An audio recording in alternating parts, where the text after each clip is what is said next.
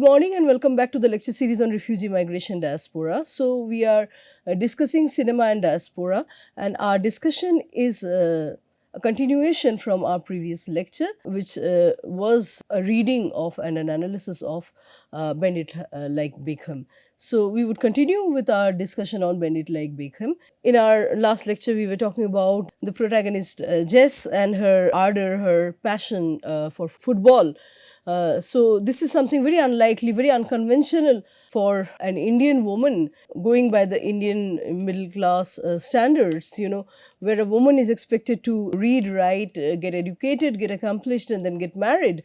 Whereas Jess is really passionate about football. She wants to pursue football. She is an ardent fan of David Beckham, and her dream is to play like Beckham one day. So, and her family disapproves of that. They think it's a very unreal dream. There is always this clash between her dream world, what she aspires to be, and what the kind of reality that life gives her, her immediate surrounding, her familial surrounding gives her. For example, she's expected to know a little bit of cooking, help her sister in shopping, be involved in her sister's marriage, and so forth. We see in Bend It Like Beckham, celebration of a multicultural English society where people are coming from multiple backgrounds, different descents. For example, we have the character of Jules, played by Keira Knightley, who is a fellow footballer and a friend of Jess, and also the character of their coach, Joe, played by Jonathan Rhys Meyers, who is of Irish descent. So all these characters coming from different cultural backgrounds, different countries as their homelands. So they trace their roots to different descents, different backgrounds, but they come together as good friends. This actually represents the multicultural English society. So the film is significant in portraying a crucial aspect of migration and diaspora, which is transculturality. In his review, Sharon Sandhu discusses the film very much addresses key aspects of the life of South Asian women in the diaspora, especially when intergenerational and interethnic conflicts in sports are at stake. So we see two kinds of, we could say, gap emerging through this filmic narrative. At one level, we have the values changing, transitioning visibly down the generation, as Jess is not very well understood by her parents, because the intergenerational values, intergenerational understanding of English society, the immediate society, are very different. The way her parents look at England, the way they look at London is not quite the same as Jess perceives things around her. For her, the reality is a little different. So that's the intergenerational gap through which the story is moving forward. And then we have the interethnic. It could be conflict, it could be an interface, it could be exchanges that is happening at the level of sports. For example, the friendship that we see among Jess, Jules, and Joe, right?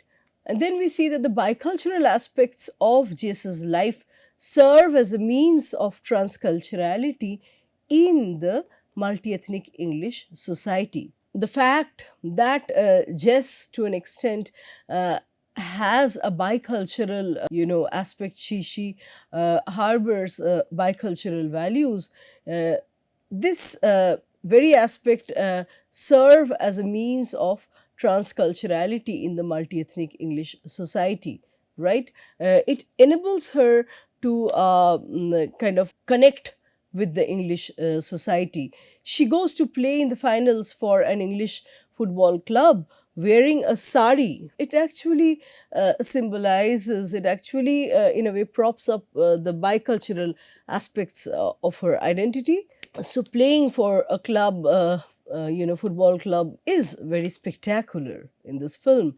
At the climax, she stands up for her dream of becoming a professional football player, and we see that she's able to convince her Indian parents, who are culturally coded in such a way as to think that sport in the first place is not suitable for women.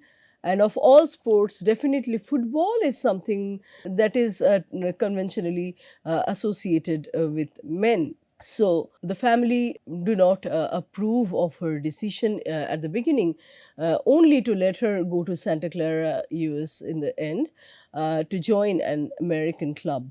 So, with the help of her friend Jules, Jess joins the Hounslow Harriers, which is a football club for women. And here she interacts with other people who are coming from different cultural backgrounds. Um, it includes the team captain Mel, played by Shaznay Lewis, who is an Afro British woman, as well as Joe, who is the team coach and Irish himself, right? So we see that the football club becomes a rich ground for harboring, for cultivating multicultural values, as well as it becomes a very rich ground for cultivating, for nurturing transculturality, where the different players can learn from each other's culture. They can actually benefit from each other's cultural assets. Now, like I have already mentioned before, Jess is expected to lead the traditional role of an Indian woman, which is reserved for her by her parents. And this implies, firstly, studying in order to become a solicitor, and then learning to cook. And however, all these accomplishments would ultimately lead to getting successfully married to an Indian man, and then be able to fulfill the traditional role of a housewife, just like her elder sister, Pinky. So, on one occasion, when her mother discovers Jess's passion for football, she says, "What kind of family would want a daughter in law who can kick a football around all day but cannot make round chapatis?" So, what kind of a family would want a daughter in law who can kick a football around all day but cannot make round chapatis? So, here this is a very gendered comment. Football as a passion for a woman seems very unreal, very unconventional. People never, especially in the Indian reality, Indian social reality, people don't talk about this. It's something considered as very rare. And we also see that a woman's existence is always considered in a very utilitarian term, and that these statements, the statements such as the one that Jess's mother makes, is naturalizing, normalizing the fact that a woman is born in order to be, used in the form of different roles, familial roles. It could be the mother, the wife, the sister, the daughter, and so forth. So she is not good enough unless until she becomes a good daughter-in-law. What is the use of such a daughter-in-law who can just kick a football around? So basically, we are not talking about a woman's leisure time, her pleasure, her self-development. We are not talking about her own interests, regardless of how it would benefit others. But we are thinking of how woman's talents or efficiency can be streamlined towards benefiting the familial space, towards facilitating the familial space, right? However, we see by the end of the film, it is shown that Jess does go on to pursue her career as a professional footballer in Santa Clara, and her interaction with her football coach, Joe, results in some kind of fondness for each other, which also defies the cultural norms given her Indian background. So she is able to transcend, and she's able to kind of traverse these time worn lines and boundaries. She's able to, cross the gendered line, and then the ethnic cultural line also demarcated for her. And she finds a partner in her football coach, who is a non Indian, who is a white man.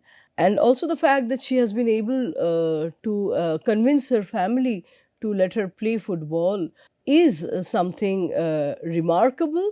It is something in a way path breaking, because she's able to do something different from her elder sister, Pinky, who is successfully leading the life of a homemaker. So here is this short snippet we would see where Jess's elder sister Pinky reminds Jess of her traditional role when she asks about marrying uh, an English Gora, right?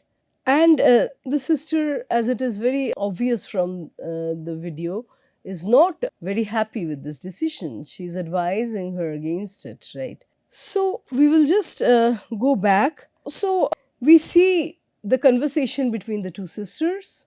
Pinky is not very happy with the fact that she has chosen, just has chosen a partner outside of the Indian community.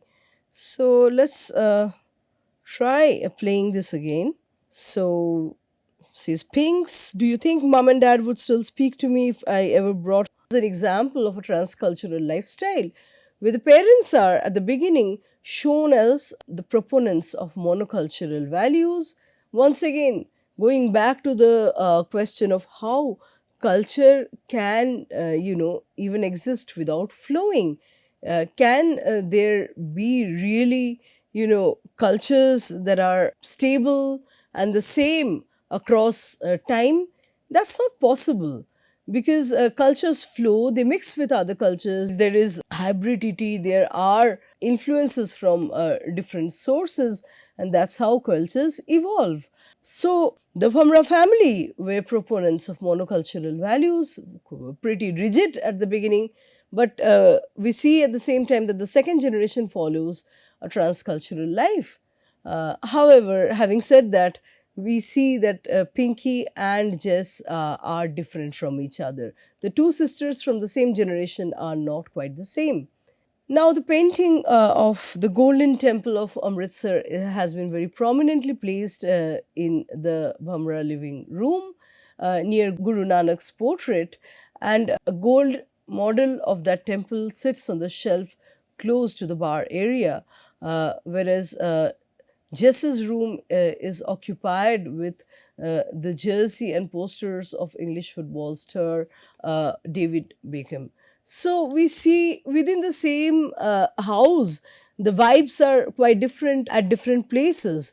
The living room is like the meta culture of that Bhaura family, which has very strong Sikh vibes, So the different parts of the Bhamra household emanate different kinds of spirit or meaning. The living room almost gives a very strong, Indian Sikh vibes in terms of the way objects and materials are arranged around it. So we have a portrait of Guru Nanak Ji. We have the painting of Golden Temple of Amritsar. So this is the meta culture of the Bhamra family. In contradistinction, we have Jess's room, which is a mini narrative within that larger narrative. And it is not about any religion, it's not about a lot of Indianness.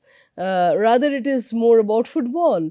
Her room is full of jerseys and posters, and all these are surrounding one icon figure, which is the English football player David Beckham. So we have jerseys and posters of English football star David Beckham's kind of occupying the whole of Jess's room. So although Pinky and Jess wear Indian attire, they do wear a lot of salwar kameez at home. When they go out, they wear Western outfits.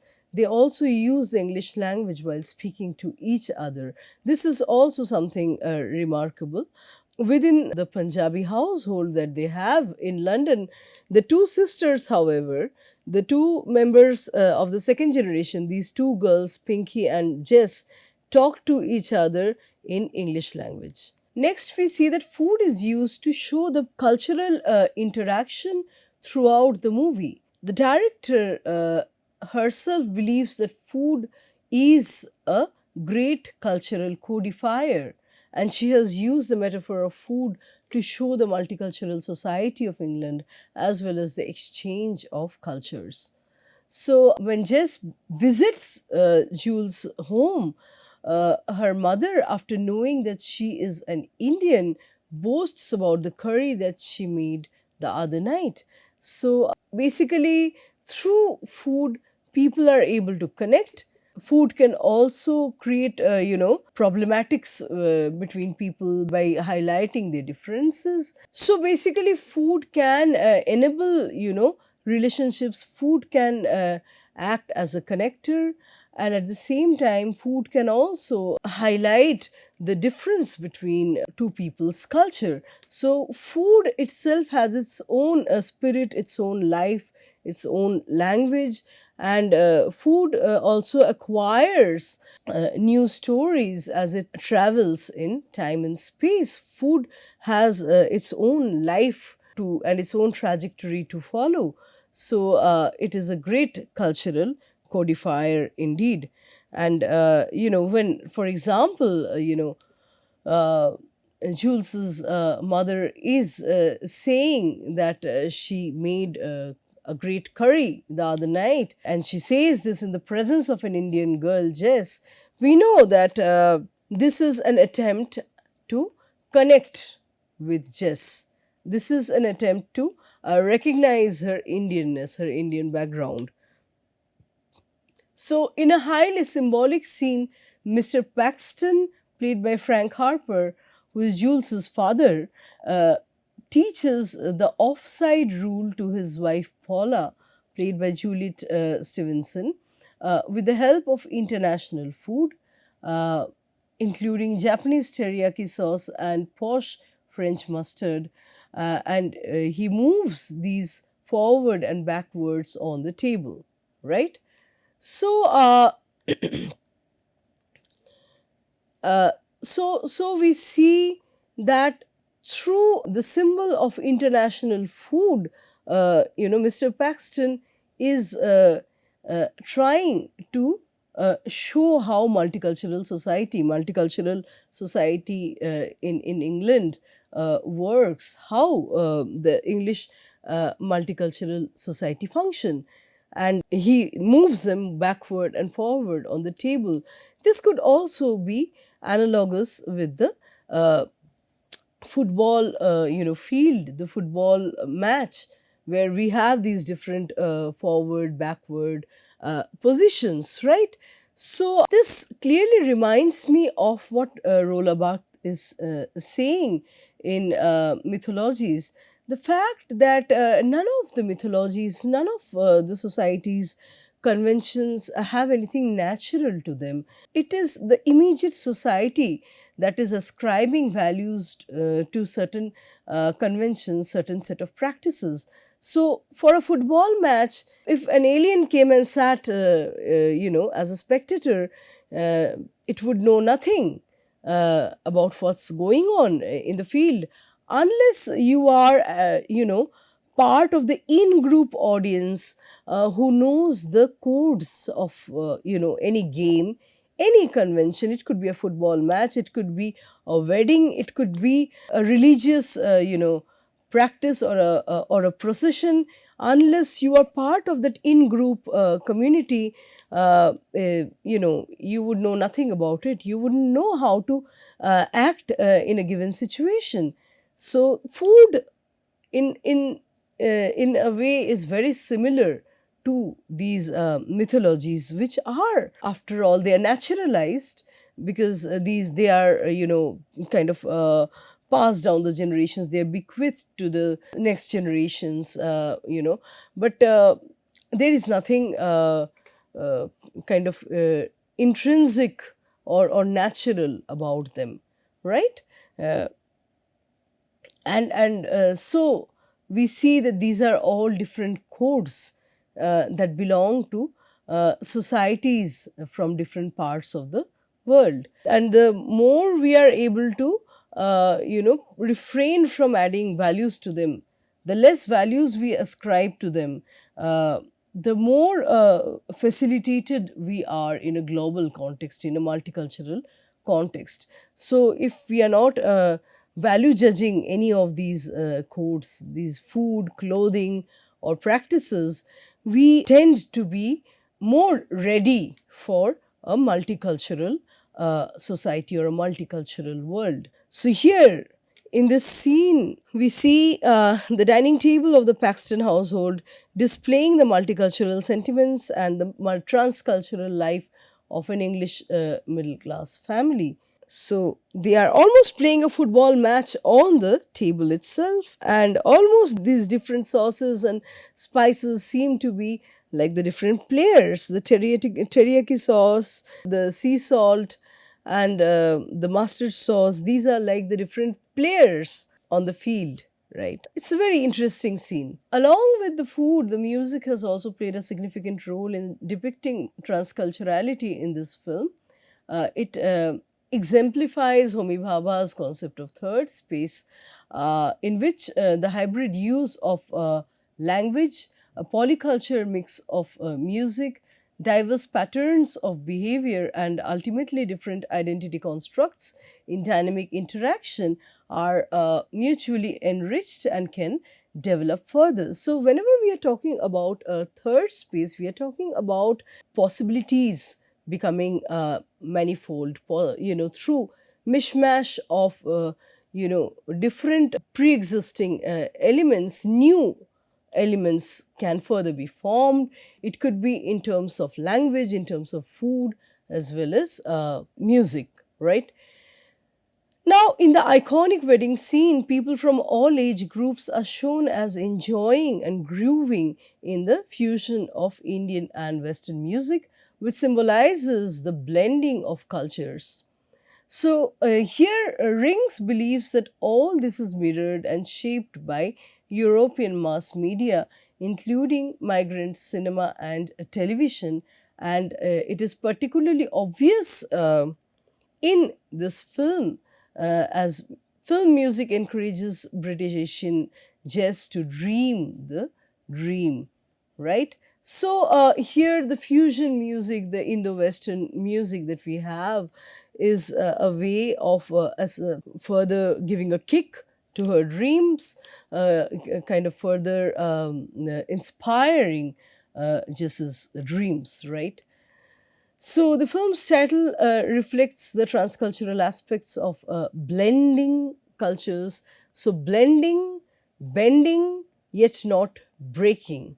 Rather than breaking off from one's culture, becoming, going on to become something completely different, the film advocates for blending and bending of culture. As Rings would put it, Bend It Like Beckham is about bending traditional norms, not breaking them, because that will likely result in a family breakup. So that would, if Jess were to, break break off from her family, it would be very disappointing. It would mean that she's, pursuing her dreams regardless of her parents' choices and her parents' wishes. She is able to, in the end, convince her parents that she really wants to become a football player, and she does not really defy her family values. She just kind of bends them a little and blends them with the English culture. So Jess does not want to fully conform to her parents' cultural expectations. Rather, she wishes to be a part of a life in the host culture that she has accepted as a part of her own. So she plays football without letting her parents know about it, and her sister also covers for her while she goes out to play.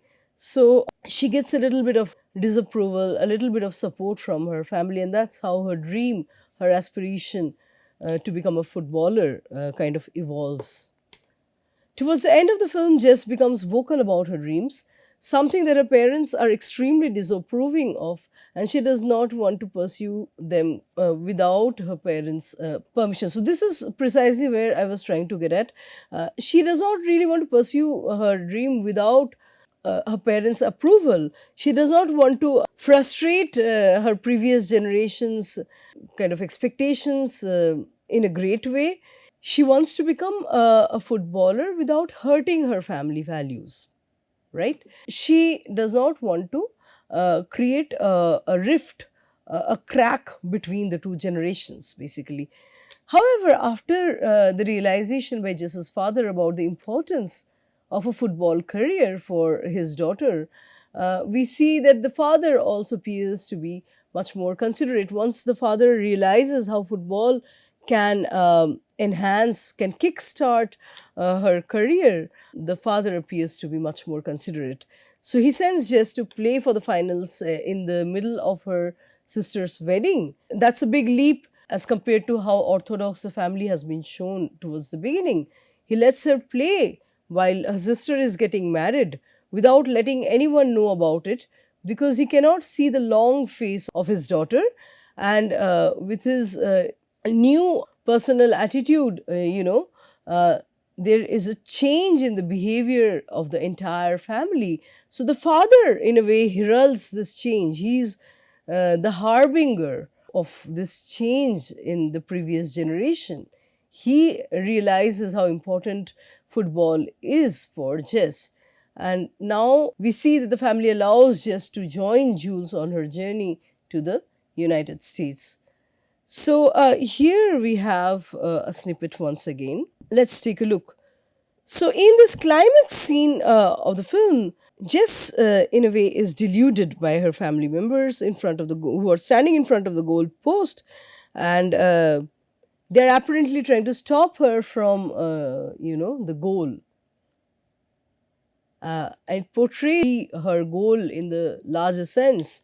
The entire family comes on the way, standing in front of the goal, the cultures, through meditating on cultural misunderstandings. She is working on these gap areas such as cultural misunderstandings, promoting cultural exchange, and fostering intercultural relations. And in turn, Jess kind of explains her position and her bonding with her Irish football coach, right? So she is able to help her father embrace her decision, right? The father, in fact, the entire family, both her parents are quite orthodox. They are quite, they have their own socially homogenizing ideas, culturally delimiting notions, and she's able to rework their thinking. So in the closing scene, they are shown as playing cricket together, right? So they are also able to espouse this Irish football coach that Jess is so fond of. So her ability to navigate between two cultures is visible when she has two different aspirations belonging to two distinct cultures: her ambition to become a footballer and to follow traditional cultural rules as well. She does not really abandon her Indianness. She just additionally also wants to explore her passion for football. So here is once again a snippet that we have. Let's take a look.